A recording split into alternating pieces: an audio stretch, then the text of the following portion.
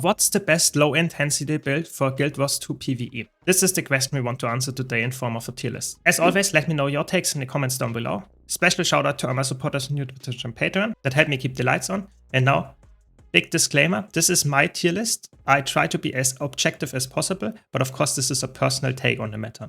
I want to rate here how well a low intensity build does without having too much of an issue of high APM, having crazy intricate mechanics and stuff, just very baseline builds, and want to rate them in terms of elite specs, how well they are doing. I will now put all the core classes in the core tier.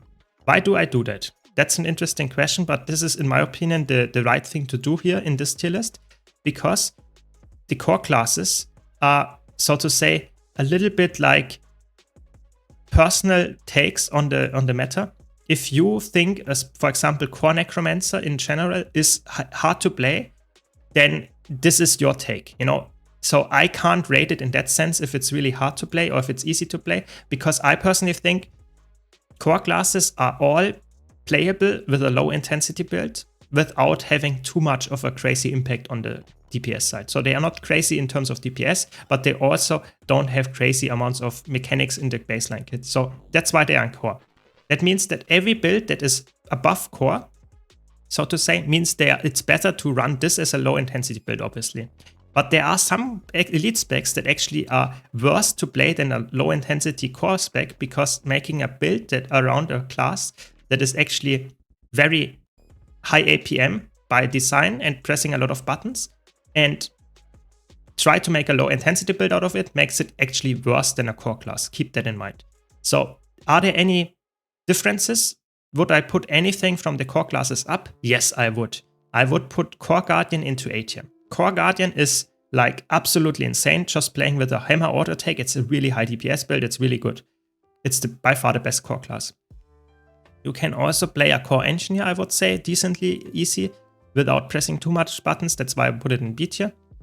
And you can also play a core warrior for decently easy as a low intensity build.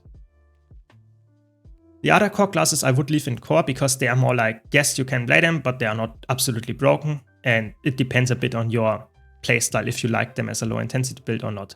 So let's start with Guardian, because there we already have the first don't thing. Don't play Firebrand as a low intensity build. Firebrand is made for being played as a flexible class with a lot of buttons and stuff. And as soon as you don't use most of the buttons, you fall off quite a bit.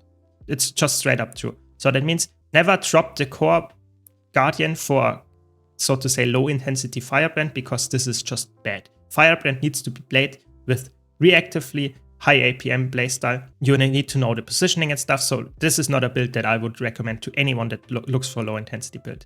However, on the other hand, we have low intensity Hammer DH, S tier. Really, really good DPS build. Really, really safe. Applies permanent protection to party. It's like this. It's like an upgrade to Core Guardian, I would say. High DPS, really good. I have a build guide about all the S tier builds I put here and most of the A tier builds, so keep that in mind. Then, actually, low intensity Willvender is S tier as well. It's really, really good. You can play it as a healer, alacrity heal Willvender with a lot of healing output, actually decent DPS for a healer, crazy boon output, and just pressing 2 or 3 buttons. It's actually really, really good as well. So those two are absolutely insane. Play those, don't play Fireblade. That's the gist of it. By the way, if you want to see more content like this, don't forget to subscribe. Then we have Warrior.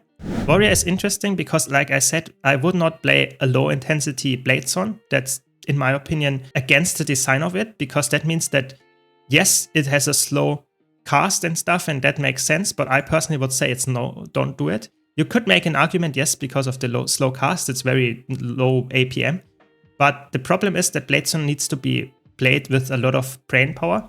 And if you don't know the fights that well, if you play a low intensity build because you want to learn the fights, this is not the pick for you. That's why I put it here. Then we have Berserker. I would say Berserker is like a spec that is very spammy, and I would say it's not a low intensity build for most people. If you consider a low intensity build by not having to think about your button mashing, then yes, you could make the argument for putting it in B tier, but I think a low intensity build typically also has low APM, and Berserker doesn't have that. Just any form of Berserker doesn't have that, so that's why it's in don't tier. And then you have Spellbreaker. That's the only low intensity build on Warrior that I would say I would recommend. It is very, very strong, just pressing the auto attack. I would say it's on the border of A tier to S tier. It is not as broken as those two, I would say, but it's better than Core Guardian. No, it depends a bit. I would say it has high DPS, and yeah, let's put it in, like, say, high A tier for now. I think this is a very good build. It's fun to play, but it really gets better with pressing a little bit more buttons. So if you press like 5 buttons in your rotation or even more, then it gets way higher here and gets into S tier. But if you only press the auto attack, it's not that good. And then you have Revenant. What can I say? Revenant is a class that is just not designed for a low intensity build.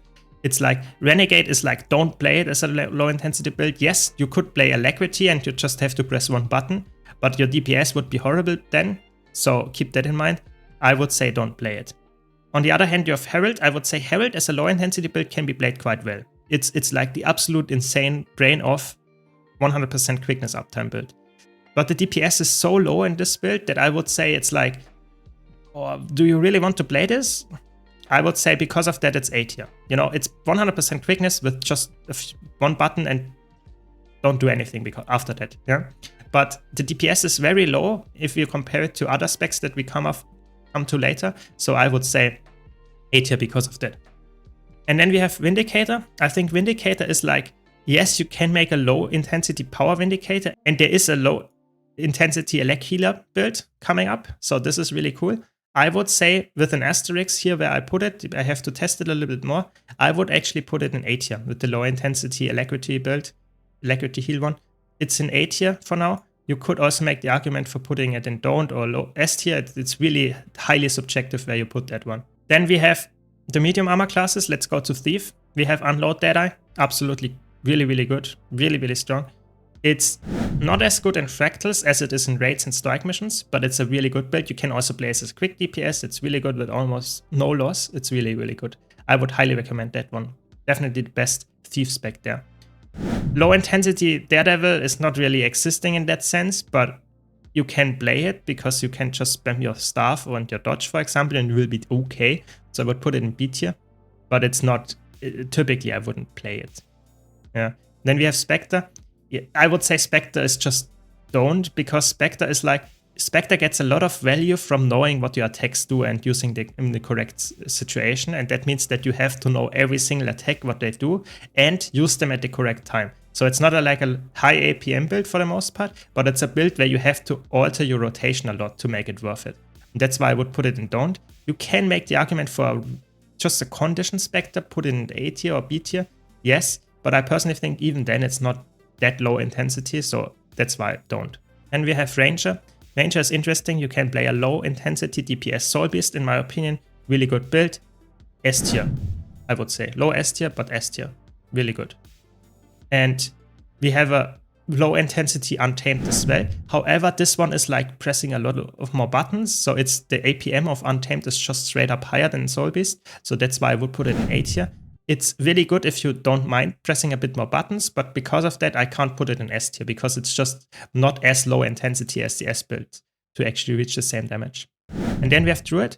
I would say Druid is like the healing build. If you just play it, let's say, not too engaged, I think you can make an argument for putting it into B tier. I think it's like okay to play this low intensity Druid healer, but it's again, healers are like typically you play them reactively, and then a low intensity build needs to adjust the rotation and the attacks that you press, and then it feels like a low intensity build is not really worth playing anymore. Yeah, but I would put it in B tier for now. I think it's decent to play. Then we have Engineer.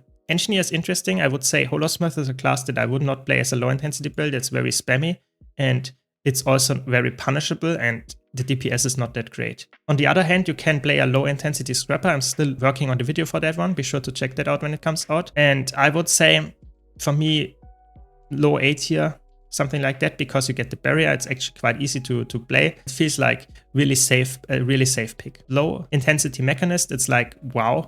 It's like ranged 40k DPS. It's insane. It's really, really good.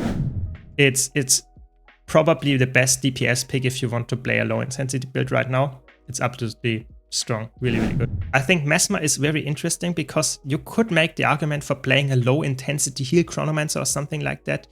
But I personally think, again, healers that want to be played as a low intensity build have to be really, really hard to justify, because it's like the only one that I can imagine is like the Alacrity Willbender because you get so much passive boons and passive healing, whereas on Chronomancer you need to press a lot of buttons. So I personally think it's like either B tier or don't, because it's like low intensity. On Chronomancer you lose a lot of value from it, and it's only crazy good if you can press all your buttons for the most part. So if you don't mind pressing a lot of buttons, it's actually really good, just spamming Rival and the Shatters, and it's actually a really good pick.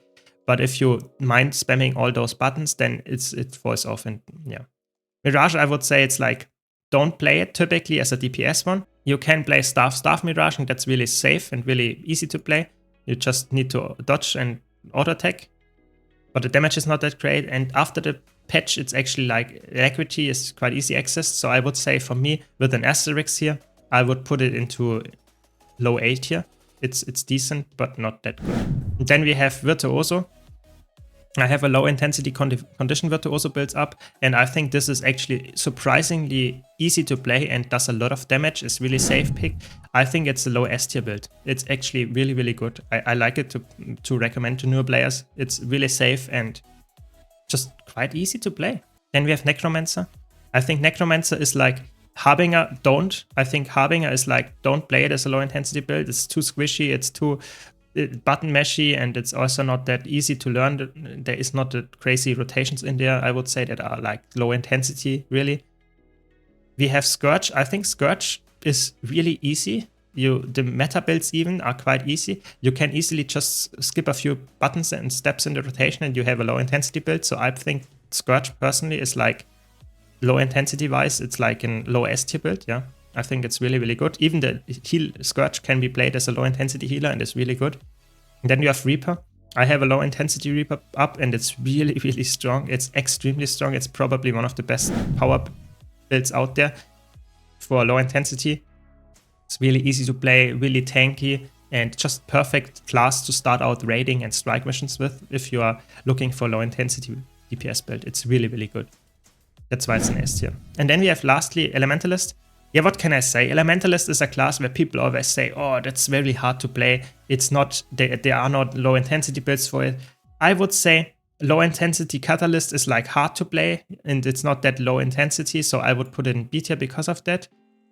However, we have low intensity Tempest, and I think low intensity Tempest is really easy to play. You can play it Condi or Power, and you can make just pressing Overload Air, for example, if you play the Power version and then go to another element, go back to Air, press Overload Air. It feels really easy. You just press 2 attacks all the time. It's like, for me, it's an easy S pick, does a lot of damage, has some CC in it. It's really good. I would say it's a good build. But of course, it's still more button presses than, for example, the auto-attacking Willbender or DH. That has to be said. It's always more button presses than those. I think it's still low intensity. And then we have Weaver. I think low intensity Weaver, you can actually make it work, but I think it's still a little bit meshy, so I would put it into high B tier because of that. Yeah, and that's my tier list, I would say. You can see we have crazy amounts of S tier and A tier builds that are actually really worthwhile picking. We have some builds that I would not recommend at all, and we have some builds that are like medium. You could play them as low intensity, but I wouldn't for the most part. So I hope you agree with me. Let me know your takes in the comments. I also hope you enjoyed this tier list. If you did, be sure to leave a like and subscribe for more content like this. Thanks again to all my supporters that help me keep the lights on. And thank you all for watching, and I hope to see you all in the next video.